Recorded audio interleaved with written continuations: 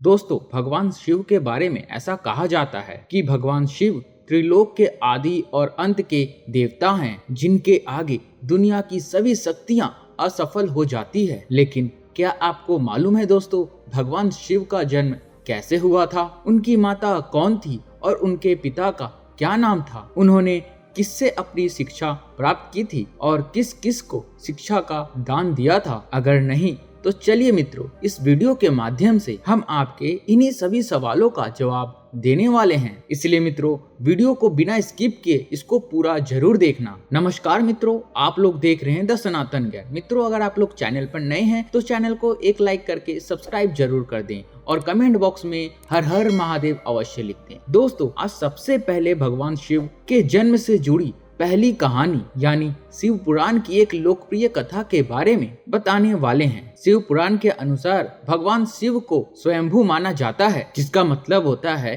भगवान शिव का जन्म स्वयं ही हुआ था। यानी कि मित्रों, इससे एक बात तो साफ हो जाती है कि ना ही भगवान शिव की कोई माता है और ना ही उनके कोई पिता हैं। इसी कारण से शिव पंच तत्वों से परे हैं, जिस कारण से इन्हें मृत्यु का भी कोई भय नहीं है और इनकी मृत्यु कभी नहीं हो सकती। और अब बात करते हैं विष्णु पुराण में बताई गई भगवान शिव से जुड़ी एक और कहानी के बारे में। विष्णु पुराण में बताया गया है कि भगवान विष्णु के माथे से निकलने वाले तेज के कारण भगवान शिव की उत्पत्ति हुई थी और उनके नाभि से निकलते हुए तेज से कमल पर विराजमान ब्रह्मा जी का जन्म हुआ था। मगर दूसरी ओर भगवान विष्णु के जन्म के बारे में शिव पुराण में बताया गया है कि एक बार की बात है जब भगवान शिव अपने घुटने मल रहे थे और उनके घुटनों से निकलने वाले मैल से श्री भगवान विष्णु जी का जन्म हुआ था। पर अगर ऐसा हुआ है तो विष्णु पुराण और शिव पुराण एक दूसरे से बिल्कुल अलग है। इस कथा के अलावा भगवान शिव के जन्म की एक और पौराणिक कथा काफी ज्यादा प्रचलित है, जिसे शायद आपने बड़े बुजुर्गों से सुना होगा।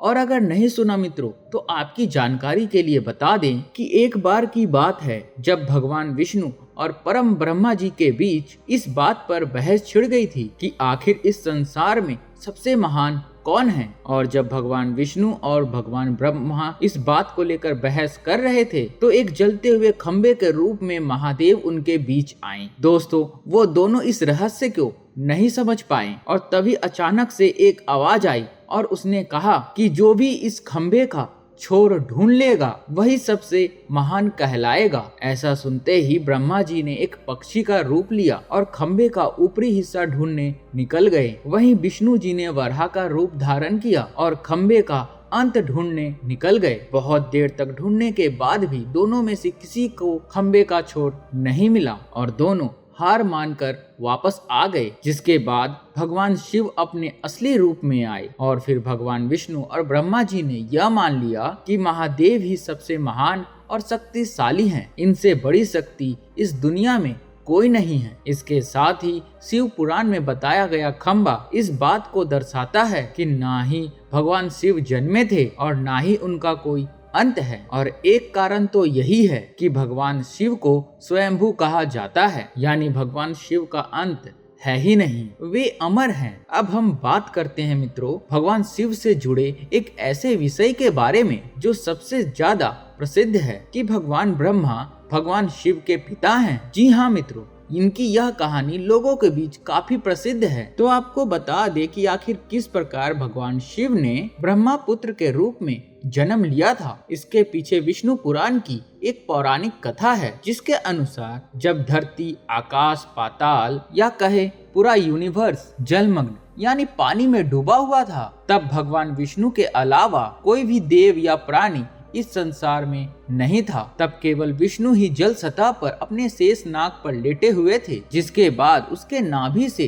कमल की डंडी पर ब्रह्मा जी प्रकट हुए थे। और जब भगवान ब्रह्मा और भगवान विष्णु इस यूनिवर्स से संबंधित बातें कर रहे थे, तब भगवान शिव प्रकट हुए, जिसके बाद उन्हें ब्रह्मा ने पहचानने से इनकार कर दिया। इस कारण से भगवान शिव उनसे रूठ गए और रूठ जाने के कारण भगवान विष्णु ने उन्हें दिव्य दृष्टि प्रदान कर ब्रह्मा जी को शिव की याद दिलाई। जिसके बाद ब्रह्मा को अपनी गलती का एहसास हुआ और शिव से क्षमा मांगते हुए उन्होंने उनसे अपने पुत्र पैदा होने का आशीर्वाद मांगा, जिस कारण से भगवान शिव ने भगवान ब्रह्मा की प्रार्थना को स्वीकार करते हुए उन्हें आशीर्वाद दे दिया। लेकिन इसके बाद जब ब्रह्मा ने इस सृष्टि की रचना शुरू की तो उन्हें एक बच्चे की जरूरत पड़ी और तब उन्हें भगवान शिव का आशीर्वाद ध्यान आया, जिसके लिए भगवान ब्रह्मा ने तपस्या की और बालक के रूप में भगवान शिव उनके गोद में रोते हुए प्रकट हुए। आपको बता दें मित्रों कि यह भगवान शिव का एकमात्र बाल रूप है। जब भगवान ब्रह्मा ने उनके रोने का कारण पूछा तो उन्होंने बताया कि उनका कोई नाम नहीं है। तब भगवान ब्रह्मा ने भगवान शिव का नाम रुद्र रख दिया, जिसका मतलब होता है रोने वाला। लेकिन इसके बाद भी भगवान शिव चुप नहीं हुए, इसलिए ब्रह्मा ने उनका दूसरा नाम दिया, पर शिव को वो नाम भी पसंद नहीं आया और फिर भी वे चुप नहीं हुए। इस तरह शिव को चुप कराने के लिए भगवान ब्रह्मा जी ने भगवान शिव को 108 नाम दिए थे, जो रुद्र, शर्व, भाव, उग्र, भीम, पशुपति, ईशान और महादेव जैसे नाम थे। और शिव पुराण के अनुसार उनके यह नाम पृथ्वी पर लिखे गए थे। इसके बाद बात आती है श्रीमद् देवी महापुराण की। तो श्रीमद् देवी महापुराण में भगवान शिव की माता और पिता के बारे में बताया गया है। श्रीमद् देवी महापुराण के अनुसार देखा जाए तो एक बार जब भगवान नारद जी ने अपने पिता भगवान ब्रह्मा जी से पूछा कि इस सृष्टि का निर्माण किसने किया है, साथ ही भगवान विष्णु, भगवान शिव और साथ ही आपके माता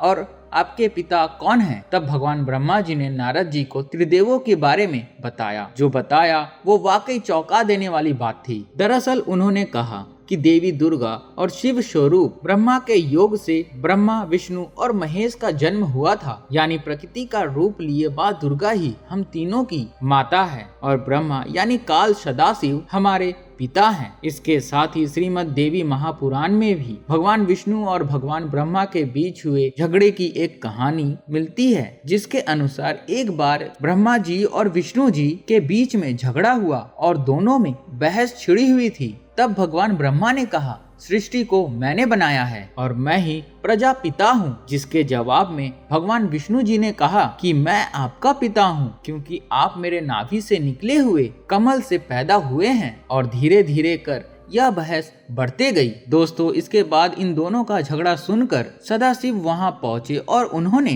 कि पुत्रों, मैंने तुम्हें इस संसार को बनाने और संभालने के केवल 2 काम दिए हैं। इसी प्रकार मैंने शंकर और रुद्र को संहार और त्रिलोकपति के कार्य दिए हैं। इसके साथ ही उन्होंने कहा कि मेरे 5 मुख हैं। एक मुख से आकार, दूसरे मुख से उकार, तीसरे मुख से मुकार, चौथे मुख से बिंदु और 5वें मुख से नाद यानी कि शब्द प्रकट हुए हैं। उन्हीं 5 को एक साथ मिलाकर यदि देखा जाए तो एक अक्षर ओम बनता है, जिसे आज हम सभी भगवान शिव के मूल मंत्र के नाम से जानते हैं। इतना कहने के बाद भगवान ब्रह्मा और विष्णु दोनों ही समझ गए कि भगवान शिव से ज्यादा शक्तिशाली इस दुनिया में कुछ भी नहीं है और दोनों ने भगवान शिव को प्रणाम किया और चले गए। दोस्तों, चलिए अब भगवान शिव के बारे में आप लोग इतना तो जान ही चुके हैं, तो क्या आपको पता है कि आखिर भगवान शिव ने किससे शिक्षा प्राप्त की थी और उनके गुरु कौन थे? हम जानते हैं मित्रों कि शायद ही आप में से किसी को इसका जवाब पता होगा, पर जिन्हें नहीं पता उन्हें बता दे कि भगवान शिव स्वयं इस संसार के गुरु माने जाते हैं, जिन्होंने संसार में गुरु शिष्य की परंपरा को शुरू की थी। लेकिन अगर सवाल आता है कि भगवान शिव किसके गुरु थे, तो आपको जरूर जान लेना चाहिए कि हिंदू धर्म के ग्रंथ कहते हैं कि ब्रह्मा जी और शिव जी इस संसार के सबसे पहले गुरु हैं, जिन्होंने गुरु शिष्य के इस रिश्ते की शुरुआत की थी। जहाँ भगवान ब्रह्मा ने अपने मानस पुत्रों को शिक्षा प्रदान की थी, वहीं भगवान शिव ने अपना ज्ञान केवल अपने 7 शिष्यों को दिया था। यानी भगवान शिव 7 शिष्यों के गुरु थे और वे जिन शिष्यों के गुरु थे उन्हें आज के समय में सप्त ऋषियों का दर्जा दिया गया है। तो मित्रों, उम्मीद करता हूँ वीडियो आप लोगों को बहुत ही पसंद आया होगा। अगर आप लोगों को यह वीडियो पसंद आया है और आप लोग भगवान महादेव को मानते हैं तो वीडियो को एक लाइक करके चैनल को सब्सक्राइब अवश्य कर देना। और मित्रों, ज्यादा से ज्यादा इस वीडियो को शेयर कर देना ताकि आपके दोस्तों को और आपके परिजनों को इस जानकारी के बारे में, इस ज्ञान के बारे में पता चल सके। तो मिलते हैं अगली वीडियो में मित्रों, एक नए ज्ञान के साथ, एक नए थॉट्स के साथ, एक नई जानकारी के साथ। तब तक के लिए नमस्कार मित्रों।